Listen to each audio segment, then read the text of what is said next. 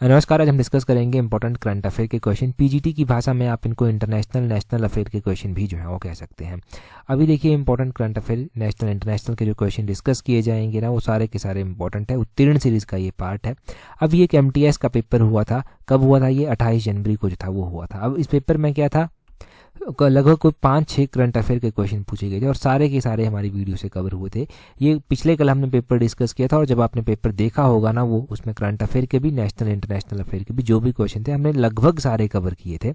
और बहुत ज़्यादा हेल्प ऐसी चीज़ों से जो है वो एग्ज़ाम में फिर मिलती है। और देखो आने वाले टाइम में भी ऐसी ही हेल्प आपको मिलेगी। और दूसरा, आज बजट भी है तो हम बजट के भी क्वेश्चन आज इसी वीडियो में जो है वो डिस्कस करेंगे और सारे के सारे क्वेश्चन वो इंपॉर्टेंट है। क्वेश्चन नंबर 1 से पहले डिस्कस जो है वो स्टार्ट करते हैं। बोलते हैं which of the following is nominating by India for inclusion in UNESCO world heritage list for 2024-2025। तो बोलते हैं कि निम्नलिखित में से जो है वो बोलते हैं कि इसे 2024-2025 के लिए जो है वो यूनेस्को विश्व विरासत सूची में शामिल करने के लिए भारत द्वारा नामांकित किया गया है। अगर हम बात करते हैं ना कि 2024-25 के लिए, तो यूनेस्को वर्ल्ड हेरिटेज लिस्ट के लिए ये सिर्फ नॉमिनेट किया गया है इंडिया के द्वारा। नॉमिनेट किसको किया गया है? ये किया गया है मराठा मिलिट्री लैंडस्केप को। ऑप्शन सी जो है वो सही आंसर है। मराठा मिलिट्री लैंडस्केप को जो है वो नॉमिनेट किया गया है यूनेस्को वर्ल्ड हेरिटेज लिस्ट 2024-25 के लिए। किसने किया है? मिनिस्ट्री ऑफ कल्चर ने जो है ये अनाउंस किया है कि इंडिया की जो मराठा मिलिट्री लैंडस्केप है ना, इसको यूनेस्को की वर्ल्ड हेरिटेज लिस्ट में शामिल करने के लिए हम नॉमिनेट करते हैं। और इसमें जो है अलग अलग कंपोनेंट है, इसके 12 कंपोनेंट हैं, उनको भी जो है नॉमिनेशन में इंक्लूड जो है वो किया गया है। यहाँ पर सुवर्णादुर्ग फोर्ट जो है ना, ये भी जो है वो इस हिस्टोरिकल मराठा मिलिट्री लैंडस्केप का जो है एक पार्ट है। अभी जो 12 कंपोनेंट है ना, 12 कलेक्शन ऑफ फोर्ट जो है ना, ये महाराष्ट्र और तमिलनाडु इन स्टेट्स में जो है वो पड़ती हैं। इनको जो है वो सभी के सभी को जो है नॉमिनेट किया गया है। जब मिल जाएगा तब हम डिस्कस करेंगे, परंतु जो रिसेंटली मिला है हम उसकी अभी बात कर लेते हैं। अभी हम बात करें तो 2023 में सितंबर महीने में आपने देखा था कि होयसाला टेम्पल जो कर्नाटका में है और शांति निकेतन जो कि वेस्ट बंगाल में है, उसको यूनेस्को की हेरिटेज लिस्ट में जो है वो शामिल किया गया है। तो ये चीज़ें जो है वो यूनेस्को की हेरिटेज लिस्ट में शामिल हो चुकी हैं। अभी जो नॉमिनेट होगी वो भी हमने नॉमिनेट किया गया है, वो 2024-25 के लिए, वो भी ध्यान रखना है। मिनिस्ट्री ऑफ कल्चर के द्वारा जो है ये अनाउंस रिसेंटली किया गया है। इसके कंपोनेंट कितने हैं, ये सारी चीज़ें जो हैं वो आपको यहाँ से हेल्प करेंगी एग्जाम में। और डेफिनेटली ये एक्सपेक्टेड क्वेश्चन है एग्जाम के लिए। शांति निकेतन का और जो होयसाला टेम्पल है कर्नाटक के, वो तो इंपॉर्टेंट है ही है ना, वो तो क्वेश्चन बनेगा ही बनेगा। इनफैक्ट अभी तक तो 2-3 एग्जाम में पूछा भी जा चुका है। अगला क्वेश्चन देखिए आप, नेक्स्ट क्वेश्चन में जो है वो क्या बोलते हैं यहाँ पर। नेक्स्ट क्वेश्चन में देखिए हमारे पास नेक्स्ट क्वेश्चन क्या दिया गया है। यहाँ पर बोलते हैं what is India's rank in corruption perception index, जिसको सीपीआई कहा गया। ये 2023 का इंडेक्स निकाला गया, corruption perception index, CPI index. बोलते हैं इसमें इंडिया का कौन सा रैंक जो है वो रहा। यहाँ पर स्पेसिफिक रूप से रैंक पूछा गया। एक रैंक होता है, एक स्कोर होता है। हम रैंक की बात पहले करेंगे तो इंडिया का 93 रैंक जो है वो यहाँ पर रहा है। सही बात है, 93 रैंक रहा है। बोलते हैं यहाँ पर कि इंडिया ने 93 आउट ऑफ 180 कंट्रीज, यानी कि टोटल 180 कंट्रीज थी, इंडिया का रहा है 90 रैंक करप्शन परसेप्शन इंडेक्स 2023 में। और इसमें आपने ध्यान रखना है कि स्कोर इंडिया का जो है वो लार्जली अनचेंज्ड ही है। कुछ पैरामीटर पर बात करते हैं। जो ये जो ट्रांसपेरेंसी इंटरनेशनल रिपोर्ट है, इसके अकॉर्डिंग क्या क्या डाटा हमारे पास आया। इसमें हम 2023 में अगर इंडिया के स्कोर की बात करते हैं तो स्कोर रहा 39। अगर हम बात करते हैं 2022 की, तो 2022 में स्कोर था 40। और इंडिया के रैंक की बात करते हैं 2022 में भी जो था वो 85 रैंक जो था वो इंडिया का था। ये भी ध्यान रखना है। हम बात करते हैं टॉप कंट्रीज की, जो जहां पर करप्शन बहुत कम है, तो डेनमार्क ने जो है टॉप किया है। लगातार 6ठे वर्ष जो है डेनमार्क जो है वो इसमें टॉप कर दिया है। कि स्कोर डेनमार्क का देखो आप 90 है। सोचो आप वहां पर, जहां पर कहते हैं ना कि इंडिया में तो अभी भी कहा जाता है कि करप्शन को बहुत कम जो है वो कर दिया गया है, क्योंकि जब से सरकार बनी है नहीं, तो ये कहा जाता है कि करप्शन बहुत कम हो गई है। डायरेक्टली पैसा जो है वो बैंक के अकाउंट में चला जाता है। और भी बहुत सारी चीज़ें कही जाती हैं। परंतु देखो ना, रैंक तो हमारा खराब चल रहा है। अब जहाँ पर 39 हम स्कोर कर रहे हैं, वहाँ पर ही कोई कंट्री ऐसी भी है जहाँ पर 90 उसने स्कोर किया है। इसकी जो वेल फंक्शनिंग है ना जो जस्टिस सिस्टम की, उसमें जो है वो इसको ये मिला है, मतलब अच्छे से काम करने के लिए जुडिशियल सिस्टम में। अगर हम सेकंड और थर्ड रैंक की बात करते हैं तो फिनलैंड जो है वो सेकंड रैंक पर रहा, न्यूजीलैंड जो है वो थर्ड रैंक पर जो है वो रहा। ये भी ध्यान रखना है आपने। इनका स्कोर 87 और 85 रिस्पेक्टली जो था वो रहा, यानी कि 87 फिनलैंड का था और 85 की बात करें तो न्यूजीलैंड का था। अब इंडिया के नेबर जो हैं उनके बारे में भी बात करना ज़रूरी है। इंडिया के नेबर्स में अफगानिस्तान, म्यांमार, इनका स्कोर अगर आप देखेंगे ना तो 20 रहा। चाइना का स्कोर 42 रहा। जापान का स्कोर 73 रहा। बांग्लादेश का स्कोर 24 रहा। तो ये इनके स्कोर रहे अलग अलग कंट्रीज़ के, ये भी आपको पता चला। आपको टॉप कंट्रीज़ का पता चल गया, आपको पता चला कि जो अलग अलग कंट्रीज़ हैं जैसे कि इंडिया की नेबर अफगानिस्तान म्यांमार है उनका 20वां रैंक रहा, चाइना का 42, जापान का 73, बांग्लादेश का 24। परंतु आपको ये भी पता चलता है साथ में कि इंडिया में 39 स्कोर रहा और रैंक इंडिया का 93 रहा। करप्शन का यहाँ से पता अंदाज़ा लगाया जा सकता है। अगर हमने लास्ट ईयर की बात की तो इंडिया का 85 रैंक वहाँ पर रहा था। ये सारी चीज़ें आपको यहाँ से नोट करनी है। अगले क्वेश्चन में देखें क्या बोलते हैं which of the following state UT has highest number of snow leopard as per recent survey. तो बोलते हैं कि हाल ही में जो एक सर्वेक्षण आया उसके अनुसार जो है वो राज्य और केंद्र शासित प्रदेश ऐसा कौन सा है जहाँ पर हिम तेंदुओं की संख्या सबसे अधिक है। अगर हम स्टेट और यूटीज़ की बात करते हैं जहाँ पर स्नो लेपर्ड जो है वो सबसे ज़्यादा पाए गए हैं, काउंट किए गए हैं, तो ये कहाँ पर किए गए हैं, ये किए गए हैं लद्दाख में। ऑप्शन सी जो है वो सही आंसर है। ये भी अभी रिपोर्ट आई है और अपने आप में पहली तरह की रिपोर्ट है, जानेंगे पूरा। एनवायरनमेंट फॉरेस्ट और क्लाइमेट चेंज मिनिस्टर है ना भूपेंद्र यादव, इनके द्वारा ना ये लिस्ट जो था वो जारी की गई। इनमें कहा गया कि फर्स्ट एवर स्नो लेपर्ड जो असेसमेंट अभी हुई है ना इंडिया में, जिसको SPAI कहा गया, स्नो लेपर्ड, जिसको कहा गया snow leopard population assessment in India, SPAI कहा गया। इसमें जो इन्होंने क्या कहा कि national board for wild life in India जो है ना न्यू दिल्ली में, यहाँ पर ये मीटिंग की गई और यहाँ पर डाटा रिवील किया गया। SPI में ये बोला गया कि अपने आप में पहली इस तरह की साइंटिफिक एक्सरसाइज थी जिसमें स्नो लेपर्ड का स्टेटस जो था वो देखा गया कि कितनी संख्या है। अब बोलते हैं यहाँ पर क्या है कि जो रिपोर्ट की गई है ना ओवरऑल पॉपुलेशन स्नो लेपर्ड की वो 718 जो है वो की गई है प्रेजेंट टाइम में इंडिया में। 718 स्नो लेपर्ड पूरे इंडिया में है। इनमें से लद्दाख में जो है वो सबसे ज़्यादा यानी कि 477 जो है वो लद्दाख में रिपोर्ट किए गए हैं। लद्दाख के बाद जो रैंक रहा है वो उत्तराखंड का रहा है, फिर उसके बाद हिमाचल आया है, फिर उसके बाद अरुणाचल प्रदेश आया है, फिर सिक्किम आया है, फिर जम्मू कश्मीर आया है। तो ये बेल्ट हमारी जो है ना यहाँ पर ऊपर नॉर्थ की कुछ जैसे लद्दाख हो गया, जम्मू कश्मीर हो गया, हिमाचल हो गया, उत्तराखंड हो गया, सिक्किम हो गया, यहाँ पर स्नो लेपर्ड देखने को मिलते हैं और सबसे ज़्यादा स्नो लेपर्ड लद्दाख में देखने को मिलते हैं। लद्दाख में इनकी संख्या कितनी है वो भी हमने यहाँ से क्लियर कर लिया कि लद्दाख में 477 संख्या इनकी है। तो ये चीज़ें आपने यहाँ से ध्यान रखनी है। अगला क्वेश्चन देखें, बोलते हैं the supreme court of India was established on. तो बोलते हैं कि सुप्रीम कोर्ट ऑफ इंडिया की स्थापना कब की गई थी। सुप्रीम कोर्ट ऑफ इंडिया की स्थापना की बात करते हैं हम। उससे पहले देखो अगर आप PGT की तैयारी कर रहे हैं तो PGT पेपर 1 की टेस्ट सीरीज हमने लॉन्च कर दी है। टेस्ट सीरीज का लिंक नीचे डिस्क्रिप्शन बॉक्स कमेंट बॉक्स में दिया गया। काफ़ी लोग हमारे साथ अभी तक जुड़ चुके हैं, आप भी जुड़ जाइए और जैसे ही टेस्ट सीरीज ज्वाइन करेंगे ना आपको टेस्ट सीरीज का जो ग्रुप है ना वो ज़रूर ज्वाइन कर लेना है। आप हमें ईमेल भी कर सकते हैं उसके बाद अगर आपको ग्रुप ज्वाइन करने में कोई दिक्कत जो है वो आती है। डेफिनेटली बहुत ज़्यादा हेल्प आपकी होगी टेस्ट सीरीज में। जो नेगेटिव मार्किंग परेशानी कर रही है ना, क्योंकि बहुत सारे बच्चे तो नेगेटिव मार्किंग को लेकर कन्फ्यूजन है, तो प्रैक्टिस की होगी अगर पेपर 1 की तो नेगेटिव मार्किंग में भी हेल्प आपको बहुत ज़्यादा मिलने वाली है। अगले क्वेश्चन में बोलते हैं supreme court of India was established on. अगर देखो भारत का जो सर्वोच्च न्यायालय स्थापित किया गया था ना, सुप्रीम कोर्ट ऑफ इंडिया बोलते हैं इसकी स्थापना कब की गई थी। इसकी स्थापना की गई थी जनवरी 26, 1950 को। ऑप्शन सी जो है वो सही आंसर है। अभी क्यों ये चर्चा में आ रहा है ये क्वेश्चन, तो आप कहेंगे ना कि करंट अफेयर का नहीं बन रहा।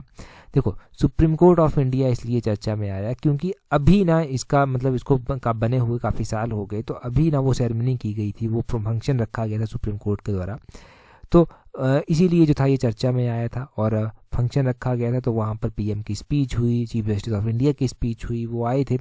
हम बात करते हैं इसकी स्थापना 26 जनवरी 1950 को की गई थी। फंक्शन कब रखा गया था? फंक्शन रखा गया था जनवरी 28 को जो था वो फंक्शन रखा गया था। आप कहेंगे यार क्या बात हुई है कि 26 जनवरी को स्थापना हुई है, 28 जनवरी को तो आप बोलते हैं फंक्शन रखा था, कि गलत बोल रहे हैं? नहीं, 28 जनवरी को फंक्शन रखा गया था क्योंकि फर्स्ट सिटिंग जो सुप्रीम कोर्ट की हुई थी ना, फर्स्ट सिटिंग जो सुप्रीम कोर्ट की हुई थी वो जनवरी 28, 1950 को ही जो था वो हुई थी। ये आपने ध्यान रखना है। और जनवरी 28, 1950 को इसकी हुई थी। First chief justice of India कौन थे ये भी तो पता होना चाहिए ना आपको, कि फर्स्ट CJI कौन थे, चीफ जस्टिस ऑफ इंडिया कौन थे। तो आपने जस्टिस HJ कानिया का नाम जो है वो ध्यान रखना है। HJ कानिया जो था वो first chief justice of India थे। ये आपने ध्यान रखना है कि ये फर्स्ट थे। अगर हम प्रेजेंट टाइम में बात करते हैं, प्रेजेंट टाइम में चीफ जस्टिस ऑफ इंडिया जो है ना वो कौन है? वो है justice DY Chandrachud. Justice DY Chandrachud, चलो ठीक है, प्रेजेंट टाइम में जो है वो क्या है? ये चीफ जस्टिस ऑफ इंडिया है, सुप्रीम कोर्ट के चीफ जस्टिस है। अभी आपको ये भी पता होना चाहिए कि हमने सुप्रीम कोर्ट का एक क्वेश्चन और पढ़ा था। हमने क्या पढ़ा था लास्ट एडिशन में? हमने पढ़ा था कि एक जज जो है वो अपॉइंट किए गए हैं सुप्रीम कोर्ट के लिए, उनका क्या नाम है? तो वो जस्टिस पी.बी. वर्ले हैं। Justice PB. वर्ले जो है वो कर्नाटक में जो था वो क्या थे? कर्नाटक हाई कोर्ट के जो था वो जज थे। अभी इनको सुप्रीम कोर्ट में जो है वो जज बनाया गया है, या फिर इनकी शपथ जो है वो वहाँ पर हुई है। ये भी आप ध्यान रखें कि क्या कि जस्टिस पी.बी. वर्ले जो है chief justice of Karnataka high court थे। अभी इनको सुप्रीम कोर्ट में जो है वो शपथ दिलाई गई है, और सुप्रीम कोर्ट की स्ट्रेंथ पूरी हो गई है यहाँ से पूरी की पूरी। इनके बारे में क्या कोई खास बात है? इनके बारे में खास बात ये है ना कि ये जो है ना वो जज जब बने तो इनके जज बनने के बाद जो सुप्रीम कोर्ट में जजेस की दलित रिप्रेजेंटेशन थी वो 3 जाकर पहुंच गई। ये भी ध्यान रखना। बहुत सारे अखबार में ना, बहुत सारे न्यूज़पेपर्स में ना इसको जो है वो मेंशन किया गया था बार बार रिपीट करके, तो ये आप ध्यान रखें ज़रूर यहाँ पर। चलो क्वेश्चन आपके लिए हो जाए। अभी यहाँ पर हम बात जब कोर्ट की कर रहे हैं तो हम हाई कोर्ट ऑफ हिमाचल की बात करेंगे। हिमाचल प्रदेश का हाई कोर्ट जो था वो कब स्थापित किया गया था वो आप कमेंट करके बता दीजिए, रिवीजन हो जाएगा। चीफ जस्टिस का नाम तो पता ही होगा, वो भी बता दीजिए। अगला क्वेश्चन देखिए। अभी हम बजट के ही अगले सारे के सारे क्वेश्चन हम बजट के ही होंगे, क्योंकि अभी इंटरिम बजट जो है वो पेश किया जाएगा। पहले आप बजट के क्वेश्चन देखिए, फिर लास्ट में एक इंटरिम बजट का क्वेश्चन भी जो है वो आएगा, तो पता चल जाएगा कि इंटरिम बजट क्या होता है, और सारे कॉन्सेप्ट आज आपके क्लियर हो जाएंगे। यहाँ से आगे देखें क्वेश्चन में क्या बोलते हैं which of the following is India's first paperless budget. तो बोलते हैं कि इंडिया का पहला जो पेपरलेस बजट जो था वो रखा गया था, वो कब रखा गया था। देखो, इंडिया के हम फर्स्ट पेपरलेस बजट की बात करते हैं तो ये 2021-22 में जो था वो पहला पेपरलेस बजट जो था वो आया था। इसका 2021 ऑप्शन सी जो है वो सही आंसर हो जाएगा। 2021 में जो था वो पहला पेपरलेस बजट जो था वो आया था। पेपरलेस का मतलब आप समझते हैं ना कि क्या था। पहले जब बजट पढ़ा जाता था तो बड़े बड़े पेज होंगे, उनके थ्रू जो है वो पढ़ा जाएगा, परंतु पेपरलेस था। इस तरह के बजट ना इस तरह के बजट से क्वेश्चन क्या बनेंगे? रेलवे बजट को ना कब सेपरेट किया गया था जो जनरल बजट होता है उससे? तो 1921 की ये बात है। 1921 में रेलवे बजट को जो था वो सेपरेट कर दिया गया था, किससे? हमारा जो जनरल बजट होता है ना उससे। और ये क्यों किया गया था? एक एकवर्थ कमेटी थी, एकवर्थ कमेटी की रिकमेंडेशंस आई थी, उसकी रिकमेंडेशन के बेसिस पर जो था वो रेलवे बजट जनरल बजट से अलग हो गया था। सही बात है। परंतु उसके बाद क्या हुआ? 2016 की बात है। 2016 में ना रेलवे बजट को ना फिर से जो था वो क्या किया गया? मर्ज कर दिया गया। फिर से रेलवे बजट को जो था वो मर्ज कर दिया गया जनरल बजट के साथ। तो अभी जनरल बजट आता है, उसी में रेलवे का बजट भी कवर हो जाता है। नहीं तो पहले रेलवे का तो अलग से बजट जो था वो पढ़ा जाता था, और बजट पढ़ने की प्रोसेस और भी लंबी जो था वो होती थी। अभी वैसा नहीं है। आगे बोलते हैं the first economic survey of India was presented in which year. तो इकोनॉमिक सर्वे की अगर हम बात करते हैं तो इकोनॉमिक सर्वे आपने देखा होगा कि पहली बार जो था वो पढ़ा होगा आपने, क्योंकि पेपर में यहाँ से क्वेश्चन आते हैं। इकोनॉमिक सर्वे पहली बार 1950-51 में जो था वो क्या किया गया था? प्रेजेंट किया गया था। 1950-51 में ये प्रेजेंट किया गया था, बिल्कुल सही बात है। इकोनॉमिक सर्वे में होता क्या है? इकोनॉमिक सर्वे में ना पूरा लेखा जोखा होता है, जो इकोनॉमिक ईयर में जो है वो होगा या फिर हुआ है अभी तक, वो सरकार उस तरह से उसकी आउटले जो है वो फिर रखती है। जैसे मान लो लास्ट टाइम सरकार ने बजट जो था वो प्रोड्यूस किया था, अब लास्ट टाइम बजट प्रोड्यूस किया था, अभी इकोनॉमिक सर्वे आएगा तो होगा उसमें कि इस तरह से कौन सी स्कीम इंप्लीमेंट हुई, किस तरह से कौन सी पॉलिसी हुई, कितने बैंक हैं, किस तरह से जीडीपी रही, किस तरह से जो था वो टूरिज्म से ग्रोथ आई, किस तरह से primary sector, secondary sector, tertiary sector की डेवलपमेंट जो है वो रही। तो वो सारा का सारा इकोनॉमिक सर्वे में आपको देखने को मिल जाएगा।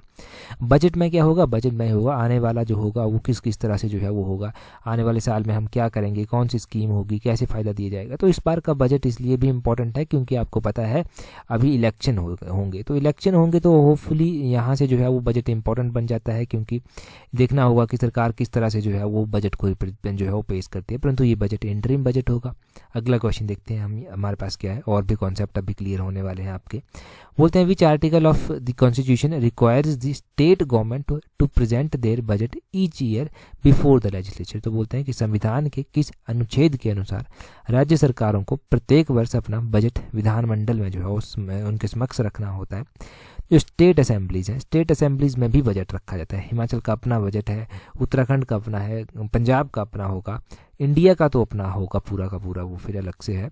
परंतु स्टेट्स भी अपना बजट अलग से रखती हैं, वो आर्टिकल नंबर 202 के बीच में रखा जाता है, 202 के तहत रखा जाता है। 202 नंबर ये आर्टिकल है। अब देखो, स्टेट्स में भी बजट रखा जाता है, सेंटर में भी बजट रखा जाता है। क्या बजट की पूरी प्रोसेस होती है, पहले बजट प्रेजेंट किया जाता है, वित्त मंत्री के द्वारा प्रेजेंट किया जाता है। स्टेट्स में अगर वित्त मंत्री ना हो तो चीफ मिनिस्टर ही उसको रिप्रेजेंट करते हैं, तो हिमाचल के तो सीएम ही करते हैं। अब देखो, बजट को प्रेजेंट करते हैं, उसके बाद बजट को प्रेजेंट करने के बाद जो है उसके ऊपर जनरल डिस्कशन होती है, फिर उसके बाद वोटिंग होती है, उसके बाद वो सारी चीज़ें होती हैं, बजट पास किया जाता है। बजट, मान लो अगर किसी स्टेट गवर्नमेंट का बजट पास नहीं हुआ ना, तब तो स्थिति खराब हो जाएगी, तब तो सरकार गिर जाएगी। मतलब सरकार के पास बहुमत ही नहीं है, तभी तो बजट पास नहीं हुआ। लगभग हो जाते हैं पास, दिक्कत ही नहीं आती है ना, क्योंकि सरकार के पास पूर्ण बहुमत होता है। तो आर्टिकल नंबर 202 आपने जान ही दिया। बोलते हैं यहाँ पर the system of budget was introduced in India during the tenure of which viceroy. तो बोलते हैं कि भारत में बजट की व्यवस्था किस वायसराय के कार्यकाल में शुरू हुई थी। देखो, भारत में जो बजट था ना, उसकी जो कहते हैं ना, उसकी जो बजट को जो इंट्रोड्यूस किया गया था पहली बार, वो कब किया गया था? वो लॉर्ड कैनिंग के टाइम में किया गया था। ऑप्शन बी जो है वो सही आंसर है। लॉर्ड कैनिंग वायसराय थे। इन्हीं के कार्यकाल के दौरान 1857 का विद्रोह हुआ था। इन्हीं के कार्यकाल के दौरान जो पावर थी ईस्ट इंडिया कंपनी की, या फिर जो ईस्ट इंडिया कंपनी के पास कंट्रोल था, वो क्राउन्स के हाथ में चला गया था। और ये गवर्नमेंट ऑफ इंडिया एक्ट 1858 के तहत भी हुआ था। इन्हीं के कार्यकाल के दौरान इंडियन काउंसिल ऑफ एक्ट 1861 भी जो था वो इंट्रोड्यूस किया गया था। इनसे पहले लॉर्ड डलहौजी हुआ करते थे। लॉर्ड डलहौजी के कार्यकाल के दौरान जो है वो डॉक्ट्रिन ऑफ लैप्स आती है। इनके कार्यकाल के दौरान जो है वो पहली रेलवे लाइन इंट्रोड्यूस की जाती है 1853 में। इन्हीं के कार्यकाल के दौरान जो है वो क्या होता है, जो टेलीग्राफ सर्विसेज होती हैं वो भी स्टार्ट की जाती है। इनके कार्यकाल के दौरान जो है वो विडो रीमैरिज एक्ट भी आता है 1856 में। और सेकंड एंग्लो जो सिख वॉर हुआ 1848-49 में, वो भी लॉर्ड डलहौजी के कार्यकाल के दौरान ही हुआ था। फिर उसके देखो, पहले जब तक लॉर्ड डलहौजी थे ना, तब तक गवर्नर जनरल ऑफ इंडिया हुआ करते थे। गवर्नर जनरल ऑफ इंडिया के बाद वायसराय आए, तो पहले वायसराय लॉर्ड कैनिंग ही जो था वो बने थे। वो भी आपने ध्यान रखना है। और इनके कार्यकाल के दौरान ये बजट का प्रोविजन जो था वो आ गया था। यहाँ पर अगर हमें कुछ और भी इसके बारे में देखना होगा तो यहाँ पर लिखा गया है कि बजट फर्स्ट इंट्रोड्यूस्ड इन 7 अप्रैल 1860, और लॉर्ड कैनिंग का कार्यकाल था जिस दौरान इसको इंट्रोड्यूस जो था वो किया गया था। नेक्स्ट क्वेश्चन देखेंगे। नेक्स्ट क्वेश्चन में हमारे पास क्या पूछा गया है। नेक्स्ट क्वेश्चन में बोला गया है यहाँ पर, विच of the following leaders placed independent India's first unit budget. तो बोलते हैं कि निम्नलिखित में से किस नेता ने स्वतंत्र भारत का पहला केंद्रीय बजट संसद में जो था वो रखा था। तो स्वतंत्र भारत का पहला जो बजट रखा गया था वो किसके द्वारा जो था वो रखा गया था? वो रखा गया था ऑप्शन डी, आर के सन्मुखम चेट्टी के द्वारा। आर के सन्मुख चेट्टी थे, इनके द्वारा जो था वो पहला जनरल बजट जो था वो रखा गया था इंडिपेंडेंट इंडिया का। हम बात कर रहे हैं इंडिपेंडेंट इंडिया की, तो ये इनके द्वारा रखा गया था। अगर हम बात करते हैं यहाँ पर इसी तरह का एक और क्वेश्चन कि first finance minister of India कौन थे, तो first finance minister of India जो था यही थे आर के संगमत। ये जो आर के सन्मुखम चेट्टी थे ना, यही जो था वो पहले फाइनेंस मिनिस्टर भी थे, पहले फाइनेंस मिनिस्टर रहे। प्रेजेंट टाइम में तो निर्मला सीतारमण जो है वो फाइनेंस मिनिस्टर हैं, वो आपने ध्यान रखना है। हम यहीं से बात करते हैं कि जवाहरलाल नेहरू जो था वो पहले प्राइम मिनिस्टर जो था वो बने थे। इनके पास कॉमनवेल्थ मिनिस्ट्री थी, रिसर्च जो साइंटिफिक रिसर्च था वो भी इन्हीं के पास था। और सरदार वल्लभ भाई पटेल जो बने थे वो deputy prime minister, home minister बने थे उस टाइम। राजेंद्र प्रसाद की बात करें तो इनके पास फूड और एग्रीकल्चर मिनिस्टर था। फिर बाद में चलकर डॉक्टर राजेंद्र प्रसाद को जो था वो फर्स्ट प्रेसिडेंट ऑफ इंडिया भी बनाया गया। हम बात करते हैं फाइनेंस मिनिस्ट्री की। फाइनेंस मिनिस्ट्री जो था वो आर के सन्मुखम चेट्टी के पास थी। उसी तरह यहाँ से हम बात करते हैं रेलवे और ट्रांसपोर्ट मिनिस्ट्री किसके पास थी। जो हम बजट की बात कर रहे थे सेपरेट हुआ, फिर से जो था वो मर्ज कर दिया गया। तो रेलवे मिनिस्ट्री जो था वो डॉक्टर जॉन मिथाई के पास जो था वो थी। वो आपने ध्यान रखना है कि जो डॉक्टर जॉन मिथाई के पास थी। बी आर अम्बेडकर भी मिनिस्टर रहे, तो ये first law minister of India जो था वो रहे थे। वो आपने ध्यान रखना है कि ये लॉ मिनिस्टर थे, कानून मंत्रालय इनके पास था। डिफेंस मिनिस्टर सरदार बलदेव सिंह जो था वो रहे थे। सरदार बलदेव सिंह का नाम भी आपने ध्यान रखना है।